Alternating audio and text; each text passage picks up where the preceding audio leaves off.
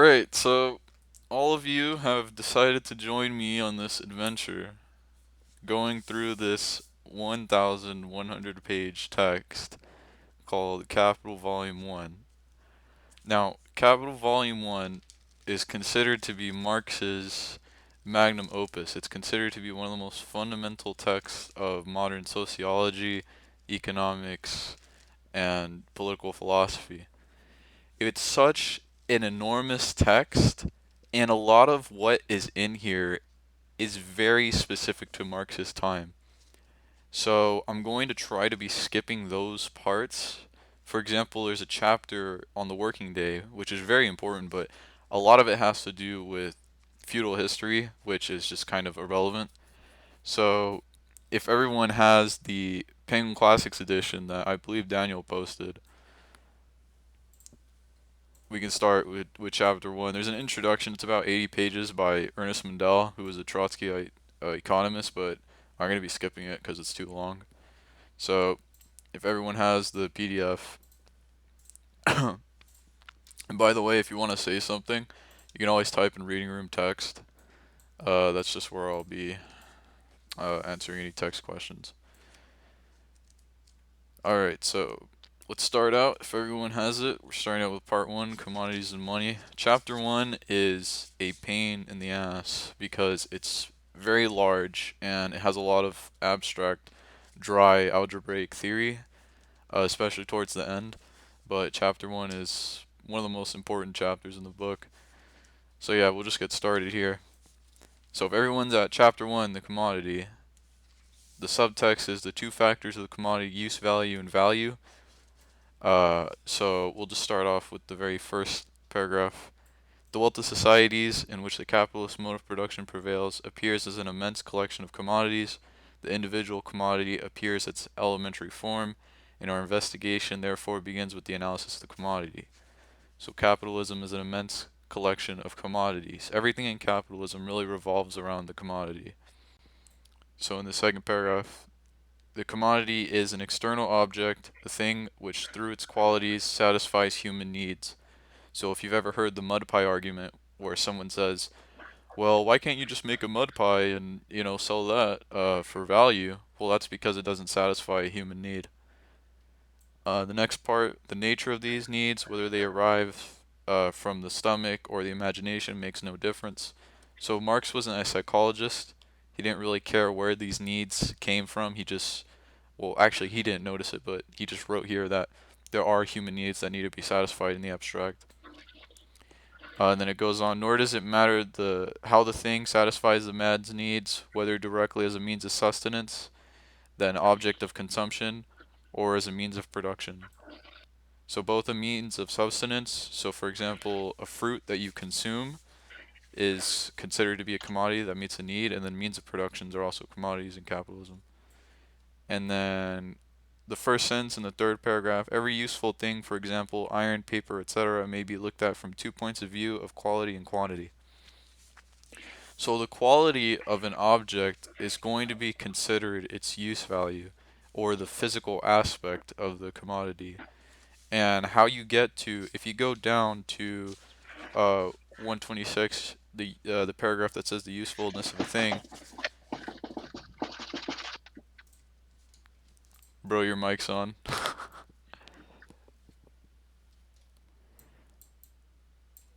Shit. If you go down to 126, the paragraph on the usefulness of a thing makes it a use value. But this usefulness does not dangle in midair. It is conditioned by the physical properties of the commodity and has no existence apart from the latter. It is therefore the physical body of the commodity itself. For instance, corn, a diamond, which is the use value or amount of labor required to appropriate its useful quantities. So the use value is really the physical embodiment of the commodity itself. So when you drink a cup, the use value of the cup is that it holds some sort of liquid, and this is the physical aspect of it, and it requires some certain amount of human labor, and that's going to be the theme through chapter 1 is establishing the difference between human labor and the usefulness of a commodity. Um, Going down to the last sentence of that paragraph, use values are only realized in use or consumption. They constitute the material content of wealth. So when he says wealth, he's referring to use values.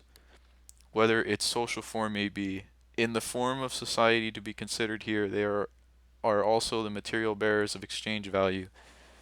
So exchange value is going to be something that is dependent on the quantity of whatever you're exchanging.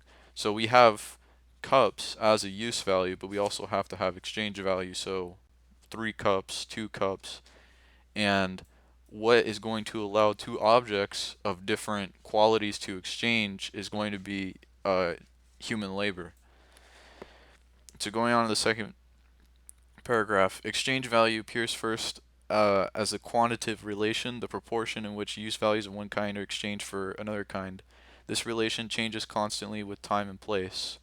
So, as time goes on, one use value may be considerably more. You may have to get more use values in order to trade it for another exchange value, if that makes sense.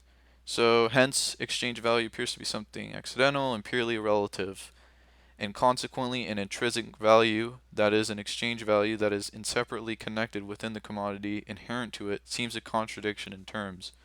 So, right here, he's saying that, if I can read, an intrinsic value, that is, an exchange value, is inseparably connected with the commodity inherent to it, seems a contradiction in terms. So, there's a contradiction between use value and exchange value. And then the next part is basically a lot of comparisons between abstract algebraic representations of objects like boot polish, silk, and gold. And he's saying that these objects are all equal somehow, but it's very difficult to arrive at what exactly makes an object equal. So if you go on to, and here I have a note. Here Marx finds that commodities have a least common denominator, and he's gonna say that least common denominator is gonna be human labor. But there's two main types of human labor that we have to deal with. And if you go to 128 on the third paragraph, it says here, if then we disregard the use value of commodities, only one property remains, that of being products of labor. Okay, so basically here what he's describing is something called abstract labor. So when you go to college and you get a degree in, I don't know, let's say manufacturing shoes or something, and you go to work and you manufacture shoes, that's going to be something called concrete labor. So concrete labor is basically the process of labor by which you produce a use value. Now, abstract labor, which is what he's talking about here, is going to be the actual process of human labor itself, which is inseparable from other labor. It's basically just labor taking as an abstract concept. And he says at the last sentence, they can no longer be distinguished but are altogether reduced to the same kind of labor, human labor in the abstract. So when we're talking about the labor theory of value, which is what this chapter is going to be about, we're talking about human labor in the abstract, not any concrete labor. And then we move on to 129. There's a big paragraph here, but it's extremely important. It's a paragraph that begins with uh, a use value or useful article, therefore, only has value because abstract human labor is objectified or materialized in it. So a useful article only has value because of abstract human labor. And this was kind of revolutionary at the time because there wasn't a distinction between, if I recall correctly, abstract and concrete labor from Ricardo, who originally formulated the theory. And then he says, how then is the magnitude of this value to be measured? By means of the quantity of value forming substance, the labor contained in the article. This quantity is measured by its duration, and the labor time itself is measured on the particular scale of hours, days, etc. So, what he's saying here is, how do we measure the labor content of a object? It's by the hours, days, etc. that it takes to reproduce it. So you might say, well, what if you just take forever to reproduce an object? And he immediately answers it here with this giant paragraph. I won't go through all of it, but this paragraph is talking about the socially necessary labor time.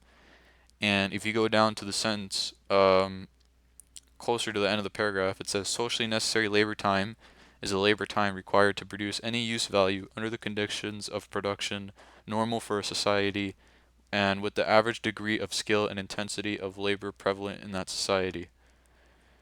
So essentially, it's the socially necessary labor time. So if we can think of three firms in competition with each other, all three of these firms will generally produce in the socially necessary labor time. So if it takes, for example, 5 hours to bake a loaf of bread, then all three firms are going to be baking in 5 hours, essentially, because technology allows for bread to be baked in that 5 hours. Now, if another firm were to come out with a bread making machine and they could make bread in, like, let's say 2 hours instead of five, what they would do is undercut the other firms. And because of competition, the new socially necessary labor time would now be 2 hours. So that's essentially what the socially necessary labor time is. And he says here, the introduction of power looms into England, for example, probably reduced by one half the labor required to convert a given quantity of yarn into woven fabric. So he's saying that here the socially necessary labor time in England, because of power looms, greatly reduced the socially necessary labor time in order to produce woven fabric. And then we go on to the next page, 130.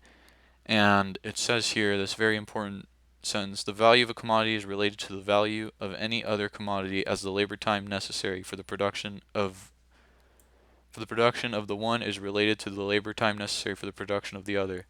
As exchange values, all commodities are merely definite quantities of congealed labor time. So every commodity is exchangeable with other commodities by their human labor. And this is something that Marx didn't invent, but he noticed. And this was basically actually the only theory of value at his time, was that every good was exchanged um, through congealed quantities of human labor. It wasn't until after Capital was published that there was actually, I believe, the theory of marginal utility. And then we go on to 131, and it says here, a thing can be a use value without being a value. This is the case wherever its utility to man is not mediated through labor. Air, virgin soil, natural meadows, unplanted forests, etc. fall into this category. A thing can be useful and a product of human labor without being a commodity. He who satiates his own need with the product of his own labor admittedly creates use values but not commodities. So if you've ever heard for example, Ben Shapiro say items have items have value because they are useful to us. That isn't actually true, because an item would have a use value if it was useful to us. For example, if I'm on a desert island and I create use values, what I'm creating is objects of utility for myself, but I'm not actually creating value. And that's what Marx was saying here. And he's also saying that stuff like he'll say like honor, chivalry, the military. These are all use values, but they don't have value within them, and their prices aren't going to be determined by the law of value. If So I was an artist, like, how do you value my art? Isn't art worth any worth isn't art isn't really worth anything until I put it up for sale, right? yeah. So the basic idea is that any item that isn't the basic idea that any item that doesn't have value in it is going to be determined by supply and demand. But the actual force behind supply and demand, which is the equilibrium price, is going to be determined by value, if I recall correctly.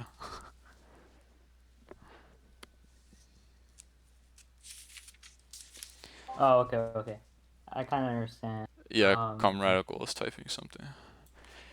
Yeah, that's the basic gist. Marx just questioned the explanatory nature of supply and demand, but he definitely did believe that supply and demand um, was a factor in the fluctuating prices of the market. So yeah, something like that like if I have like a 80s comic that was originally made with only like an hour of unskilled labor time, but now it's worth like $1,000. That's purely supply and demand. Is the socially necessary amount of labor time always the shortest amount of time that it can be produced, even if the faster method isn't particularly widespread in that society? So it's it's the general social necessary labor time. So if you invent something that produces computers in 5 seconds, but it isn't socially it isn't accessible by all firms, then it's not going to be the socially necessary labor time. But eventually, what would happen is through competition, you would see all firms adopt that technology, and then computers would be made in 5 seconds. So that's basically how it works. All right. Going to let me check time. Yeah, for sure. Going to 132 at the bottom.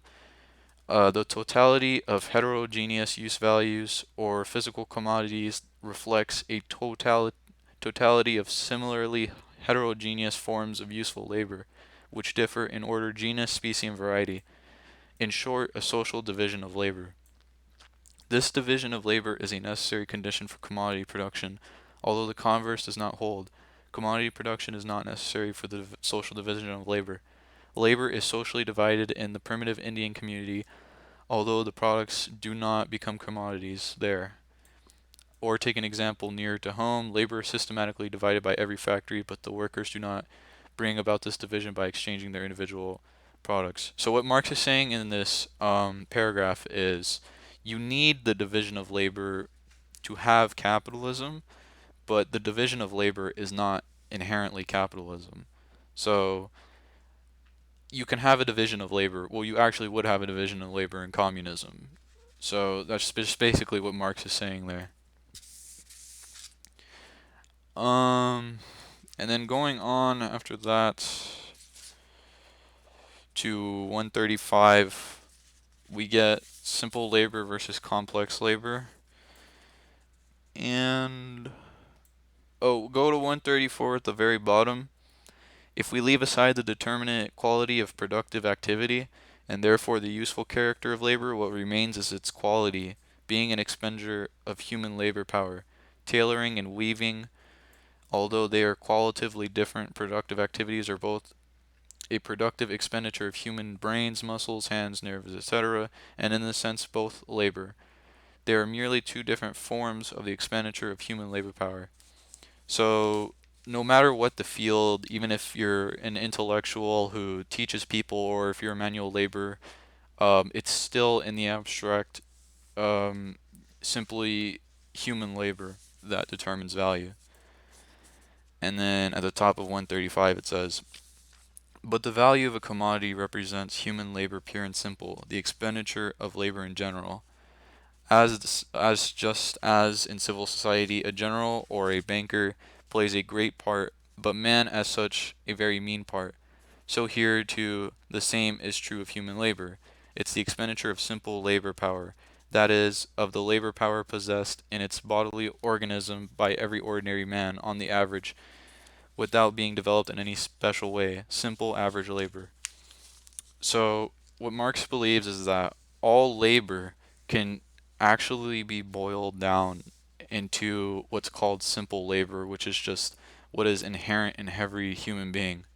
So even if you are someone who's skilled, your skilled units of labor could actually be considered greater intensities or quantities of simple labor. And he says more complex labor counts only as intensified or rather multiplied simple labor, so that a smaller quantity of the complex labor is considered equal to a larger quantity of simple labor. So if I train for years and years as a doctor and I work for an hour, my labor will be a lot more my labor will have a lot more intensity than someone who just performs simple human labor. And that's basically what Marx was saying there. In the interests of simplification, we shall henceforth view every form of labor power directly as simple labor power. By this, we shall simply be saving ourselves the trouble of making the reduction. So he just refers to all labor power in the labor theory of value as simple labor. So, for example, if you have an IT company that requires no simple labor, what Marx thinks is that their complex labor is actually just greater and more intense quantities of unskilled labor. And you can actually measure that, but that would require a lot of mathematics. And going into the bottom of 137, uh, it says, on the one hand, all labor is an expenditure of human labor power in the physiological sense. Uh, and it is in this quality of being equal or abstract human labor that it forms the value of commodities. On the other hand, all labor is an expenditure of human labor power in a particular form with a definite aim, and it is in this quality of concrete useful labor that produces use values. So he's just basically saying the same thing over and over. Um, Now you go to 138, and this is titled the value form or exchange value, and this particular part is very important. The second paragraph of 138, it says, the objectivity of commodities as values differ from Dom Quickly in the sense that a man knows not where to have it. Not an atom of matter enters into the objectivity of commodities as values. In this it is the direct opposite of coarsely sinuous objectivity of commodities as physical objects. We may twist and turn a single commodity as we wish. It remains impossible to grasp it as a thing that possesses value. However, let us remember that commodities possess an objective character as values only insofar as they are expressions of identical social substance, human labor, that their objectivity character as values is therefore purely social. So, what that giant paragraph means is value is not a physical thing. It's not something that we physically observe. It's something that we postulate as being there. So I'm not very big into physics, but I believe a quark isn't actually physically proven, but it's postulated as being in physical reality. Um, and there's stuff like I believe like dark matter or whatever. I'm not into physics, but it's postulated as being there. But it's not a real physical thing. It's through social relations that we actually get value. Um, from this it follows self-evident can only appear. And then it says, from this it follows self-evidently that it can only appear in the social relation between commodity and commodity. In fact, we started from exchange value or the exchange relation of commodities in order to track down that value that lay hidden within it. So basically, if you trade 5 peanuts for 5 coconuts, there has to be some common denominator in there. And that's because in this example, the 5 peanuts and the 5 coconuts would have equal quantities of um, abstract, unskilled human labor power. And then after this, you can see the forms of value. These are all just very dry mathematical expressions. There's a very famous 20 yards of linen equals 1 coat. And he's saying, hey, wait a minute. Why is it that, and this is something that Aristotle observed, is why is it you can trade 2 horses for a carriage? What is the least common denominator between those two? And so skipping ahead quite a bit,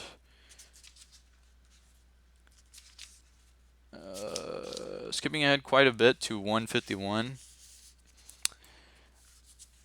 Right here he says, thus the equivalent form has a third peculiarity. Private labor takes the form of its opposite, namely labor in its directly social form. So the relative form is going to be the second part of the I believe it's the second part of the commodity that's being exchanged in question. I believe that's the relative form. And what he's saying is private labor takes the form of its opposite, namely labor in its directly social form. So what capitalism is private to social labor. So when we produce in a factory, this is private labor. And then when we go out to exchange, we are adding on social relations to that private labor by other commodities and by other commodity producers' commodities. And basically, the private labor becomes social through value.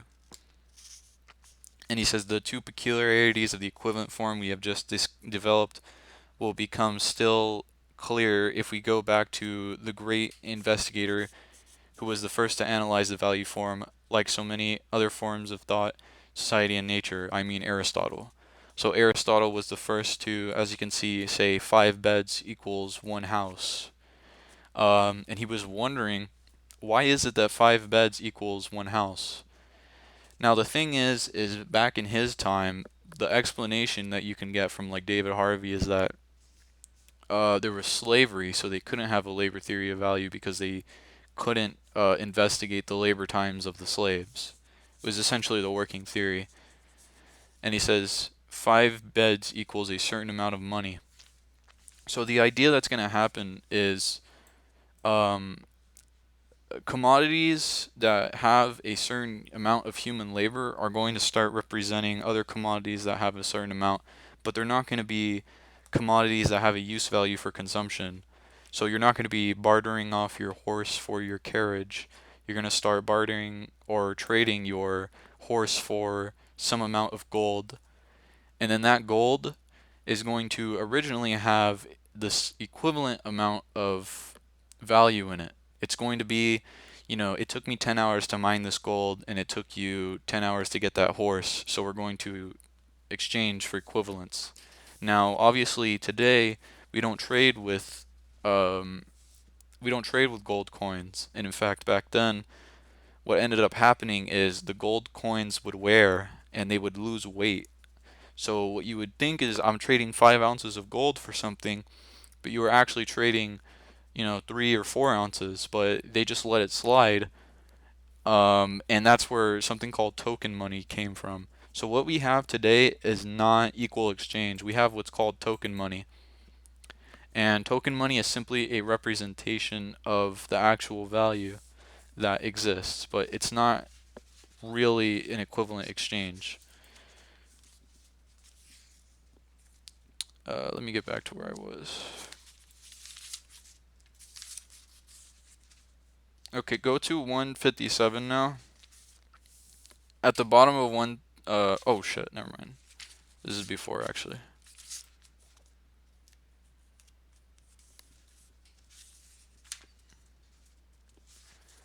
Go to 161. So right here at 161, he says, thus the expanded relative form of value, or form B, now appears as a specific relative form of value of the equivalent commodity. So the form he's talking about in form B is the money form or the equivalent form of all other commodities. So what money will serve to do is money's use value is its exchange value. So a cup has a use value of being able to drink. The use value of money is that it has exchange value, and money is also convenient because you can put it in your pocket and you don't have to like haul around a chair or something. And money is what eventually all other commodities is going to be based on. And yeah, he talks about the form of value. And getting back to Aristotle.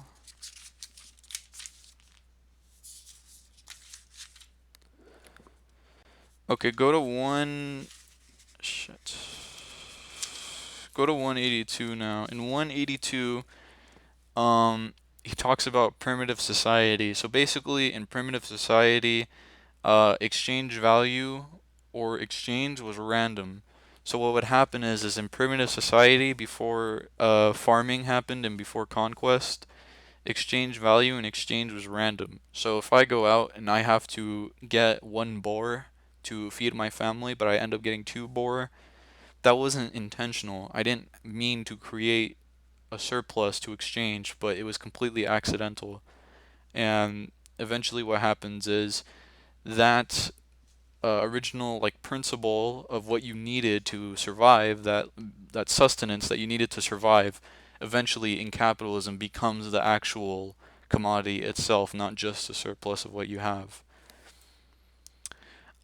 And he says the exchange of commodities begins where communities have their boundaries at their points of contact with other communities or with members of the latter. However, as soon as products have become commodities in the external relations of the community, they also, by reaction, have commodities in the internal life of the community. Their quantitative exchange relation is first determined purely by chance. They become exchangeable through the mutual desire of their owners to alienate them. So this is a principle that's pretty obvious, but if you're going to sell something, you don't want it. If you want to sell your car for someone else's toaster, then you want their toaster, you don't want your car. So the use value of your commodity that you're selling becomes its exchange value in the market. And that's basically what he's saying there. Um, use value is a commodity. And then a use value becomes a commodity when it has a dual nature of exchange value and use value. And then commodities use value for its owner is its exchange value, its use value for others becomes what they would be willing to give up. So yeah, what I just said. Use values into commodities have a dual characteristic of exchange and use value, which is a contradiction because you're producing something to use, but at the same time you're producing something to exchange. So it becomes a contradiction. And if you go back to 162, I kind of skipped over it because I'm trying to read from a physical copy, but if you go to 162, it's essentially what I was talking about with the forms of value. I'm just going to go over the final form of value, which is the money form. The money form is essentially all the other forms of value that he was talking about. So 20 yards of linen equals one coat, etc. But it's represented with 2 ounces of actual physical gold that is exchangeable with all other commodities. So the money form is really the um, the universal equivalent for all commodities. And then we get to 163, the bottom of 163, probably the hardest thing to explain, but is very famous that Marx came up with is commodity fetishism. So commodity fetishism is basically the separation between private and social labor. So when you go out to buy something at the store, you don't see the actual relations behind the commodity. You don't see who produced it. You don't see what materials were used, and this is why you can't really have ethical consumption under a market system because you'll never be able to see who produced it and the relations behind that production. And so what Marx was basically saying in the part about commodity fetishism is uh, if you go to if you go to 166, he says, "It is only by being exchanged that the products of labor acquire a socially uniform objectivity as values, which is distinct from their sensually varied objectivity as articles of utility." So essentially, what Marx theorized commodity fetishism to be is the separation of men into producers of commodities that relate to each other by their commodities. So we don't produce rationally, we don't produce with some kind of goal in mind, we produce specifically for exchange, and those exchange relations are private, they're not social. And that's essentially what commodity fetishism is. And yeah, I actually think that's pretty much all of chapter 1. Yeah, that should be everything in chapter 1.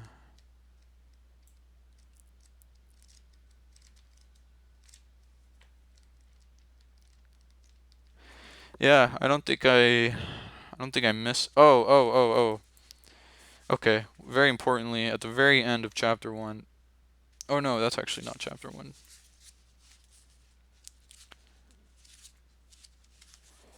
I believe I got everything. Oh yeah, Marx does talk about economic planning a bit. He says at 175, the top of 175, hence the pre-bourgeois forms of the social organization of production are treated by political economy in much the same ways as the fathers of the church treated pre-Christian religions.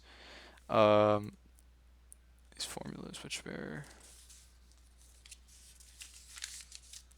the degree on 176 to which some economists are misled by the fetishism attached to the world of commodities or by the objective appearance of the social characteristics of labor is shown, among other things, by the dull and tedious dispute over the part played by nature in the formation of exchange value. Since exchange value is a definite social matter of expressing the labor bestowed of a thing, it can have no more natural content that has, for example, the rate of exchange. As the commodity form is the most general and the most undeveloped form of bourgeois production, it makes its appearance at an early date, though not in the same predominant and therefore characteristic matter as nowadays. So he's saying that commodities, as a commodity form or objects of exchange, have existed well before capitalism, but it's not the same thing as capitalist exchange.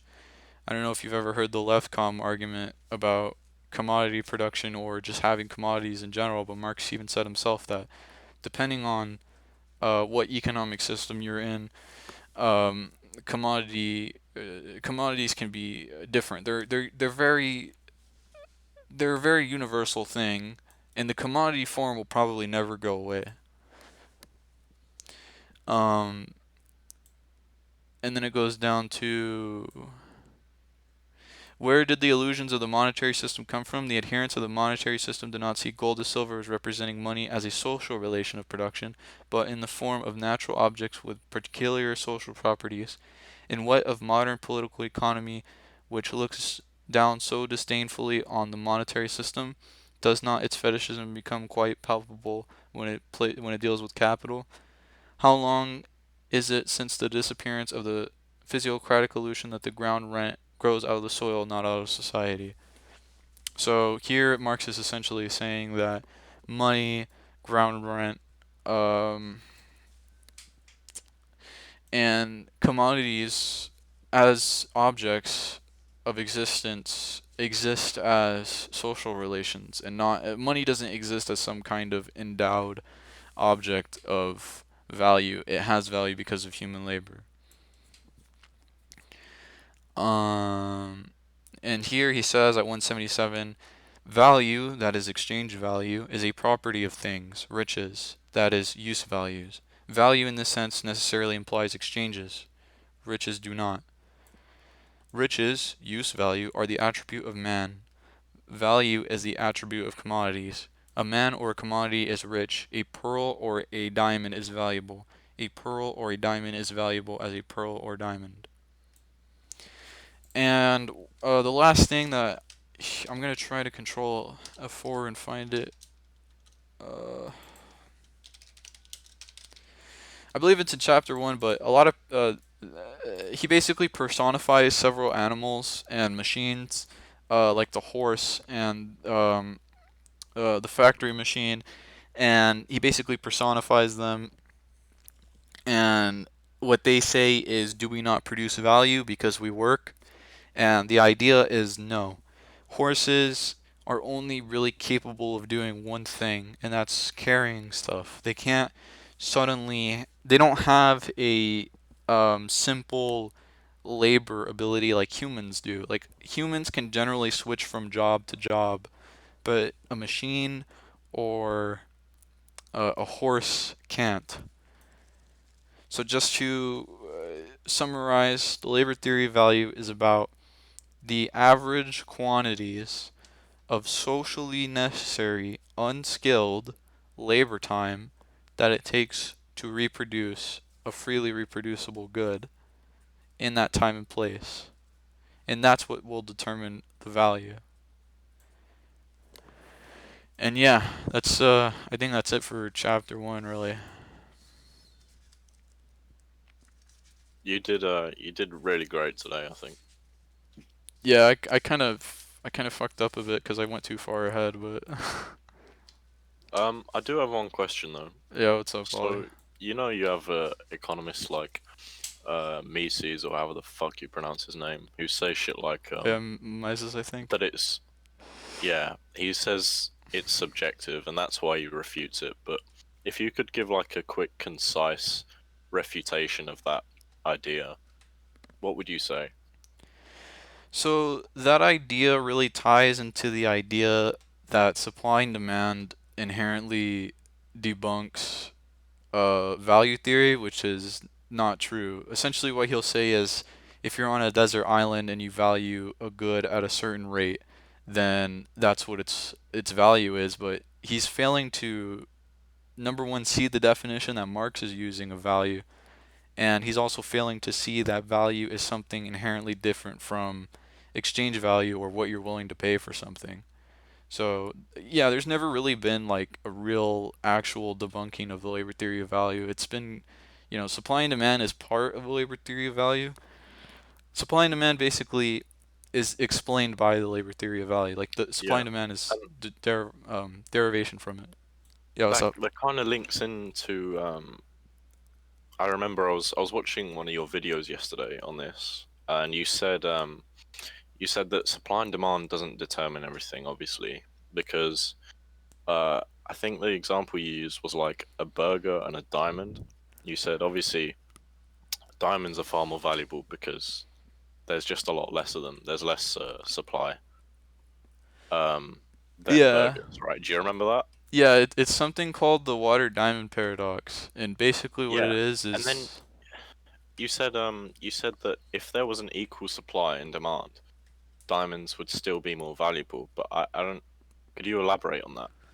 yeah, so diamonds would be more valuable because it would take more quantities of if you plotted a supply and demand graph of burgers and diamonds and you went to like where supply and demand are equal, which is the equilibrium price, the equilibrium price of diamonds would still be higher than the equilibrium price of burgers, and that's because it takes more quantities of unskilled labor time. It also takes more machinery, which is a big part um, of value theory. But the thing that creates value fundamentally is human labor. It has Oh, more quantities of human labor. Yeah, okay, that all makes sense now. Thanks. yeah, for sure. Yeah, so commodity fetishism is pretty hard to explain. Um, Essentially, commodity fetishism is the separation between producers into commodity producers, and they relate to each other by their commodities rather than their actual social process of exchange. So rather than having, five cavemen go out with you, hunt a boar, and then you split the products of production, you go out to a store and you purchase an item, but you don't know the history of the item. You don't know how it was produced, what it was produced with, and the only way you actually relate to the producers of the item isn't actually by being another human being, it's by being the holder of a commodity. So that's basically what commodity fetishism is.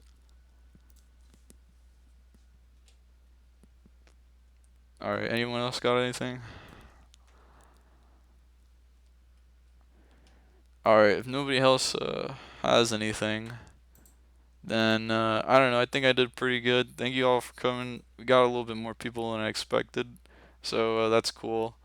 I'll be uploading this, and yeah, for sure. Thank you guys for coming, and see ya. Thank Thanks a you lot, very man. much. For sure. Chatting. Thanks.